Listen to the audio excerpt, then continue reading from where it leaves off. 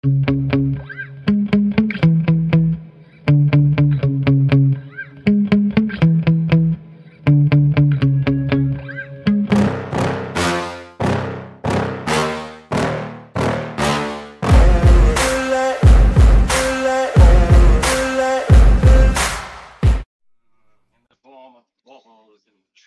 hey guys. So, Oh, now, Marty, you don't tell me you got something against Christmas.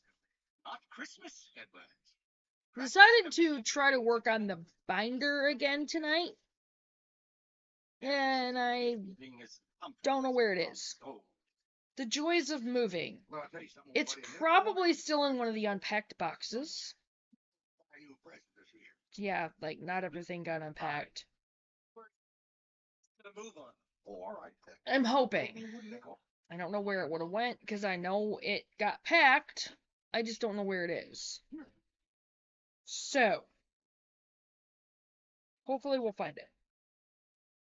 Anyway, so I decided to start over with the pins. And again, as I said, do one out of each one.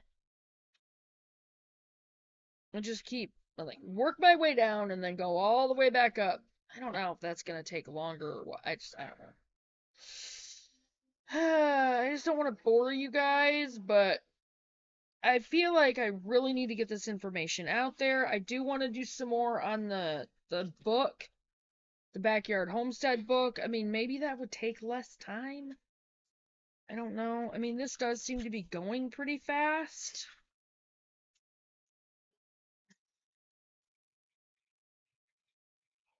Your husband is not here, Elsa. I'll take a break from the book right now. We are going to go back to the beginning. He's waiting for us in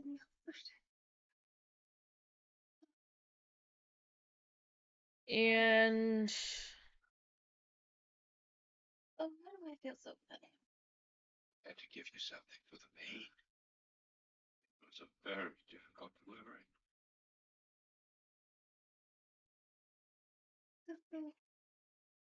I want to hold my baby. Elsa. I'm going to go back to animal starts. She wants it. I hope it's a.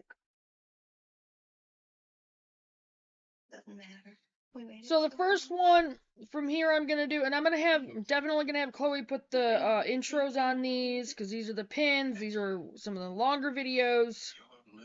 So this one is going to be 11 totally doable first year homestead goals to make, homesteading for beginners.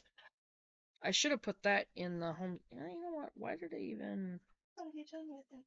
hold up. Let me check something, guys, because I don't know if this is even an animals thing. I think this is a homestead beginning thing. Okay, so this is going to go in the homestead beginnings.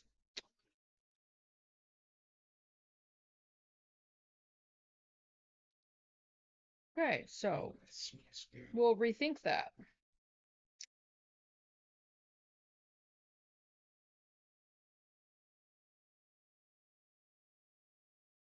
So I'm just gonna go from one pin to the next. The only thing I'm not gonna do is if it's exactly the same as a different one. Like I've already done the grow your own animal feed, and there's like 3 that are the exact same. So obviously I'm not gonna do that again. I will look at this one. This is do-it-yourself homemade livestock feed. I do not know if it's the same as the one we did before. No, it is not. Okay, so this is the one we're going to do. Do-it-yourself homemade farm animal feed. Here we go, guys. And I'll actually show you what it looks like here. Maybe.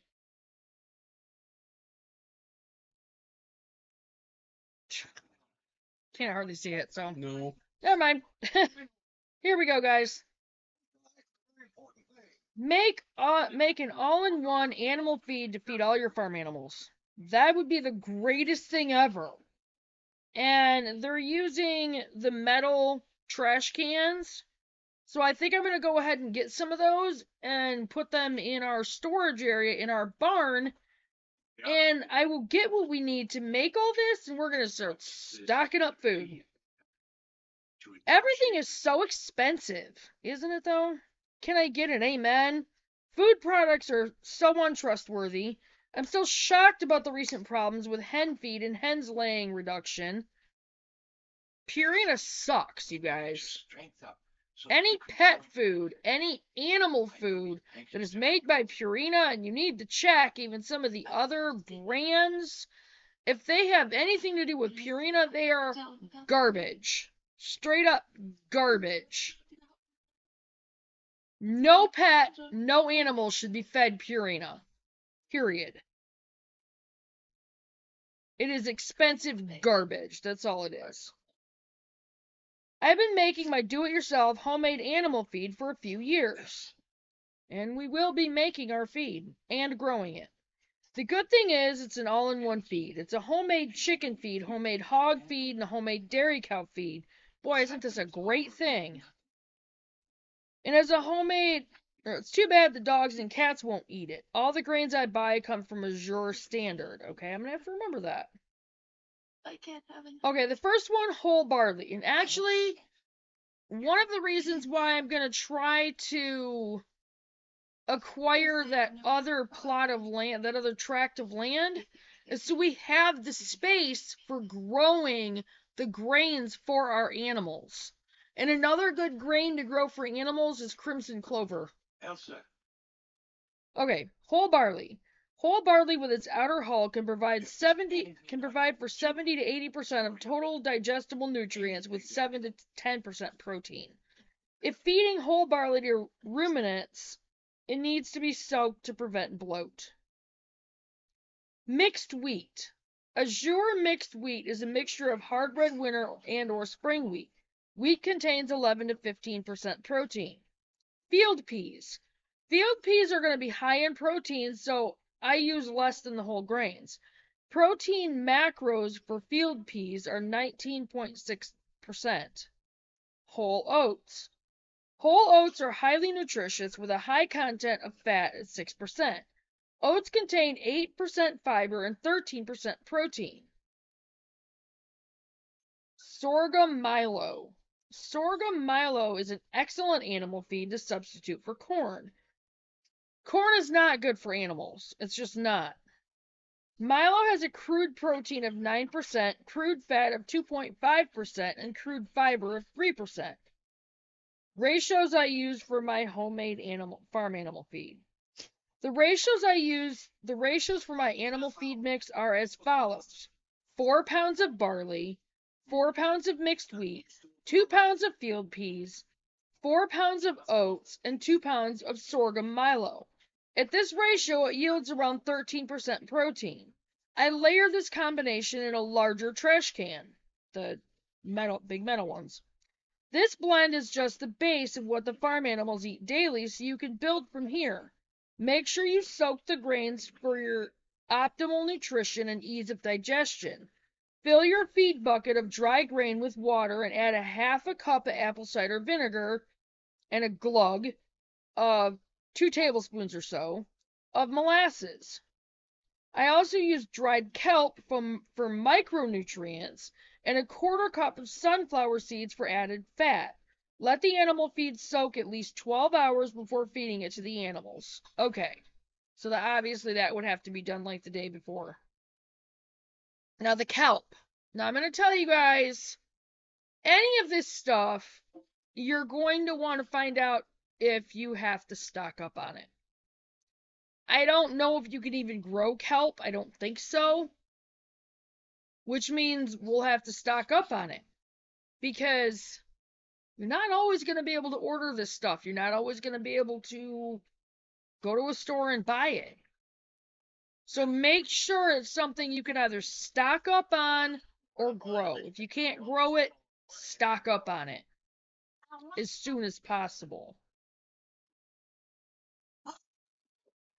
Okay, so, oh, well, that one wasn't that long.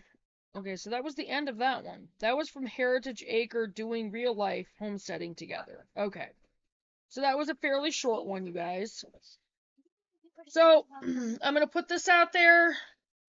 If any of you were just coming onto our channel, if you've just searching YouTube, possibly thinking about getting into homesteading, you've just run across our channel, our video.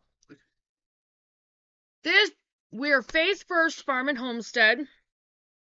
Says it right on my jacket there. No. No, we're Faith First Farm and Homestead, and we have 12.53 acres down here in Oklahoma. We moved down here about a year and a half ago. We do not live on the property yet because I don't have a vehicle. I am working on that. One way or the other, we're going to get a vehicle this year. Soon. Because our goal is to be on the property this spring. A friend of ours, his name is Andrew, he lives here with us. He does have his own property, however, things are kind of not going great for him right now, and he might not be able to keep it. So he might be sharing the property with us, which is fine, totally fine. He's a great person, great friend. A friend of his that's a neighbor to his property right now has a camper trailer for sale for $500, and we're planning on buying that from him. And we're going to put the camper trailer on the property, and then we're going to start staying in the camper trailer and working on the property. We're going to be building a fence around the whole living space of the property. That it's going to encompass the whole living space. Our cabin, the camper trailer, all of our gardens, like the whole living space. We're us and all of our animals, farm and otherwise. If you go to our live tab and click on Faith First is going live, in that video, I go through and explain what we're planning on doing with the property, like with gardens, animals, outbuildings, outdoor kitchen, woodshed workshop, all that kind of stuff. And I also go into a little more detail on what brought us down to Oklahoma and why we got into homesteading and that kind of thing. So go ahead and pull that video up and watch it, listen to it, write stuff down, and go ahead and go through our videos, watch our videos, and don't forget to subscribe to the channel and hit the notification bell and click on all, because I do tend to upload a lot. And right now I am going through my pins on Pinterest under my homesteading board, and I have a lot of sections. I have 84 sections and over 5,000 pins, and I'm going to be doing videos on practically all of them. So we have a long time in coming in videos. So anyway, but go ahead and go through all our videos, and don't like and share the videos, share them with neighbors, friends, family, and share them on all your platforms, and make sure that, tell them to share them on all their platforms as well. And again, don't forget to subscribe and hit the notification bell and click on all, and I will see you guys in the next video in a little bit. Bye, guys.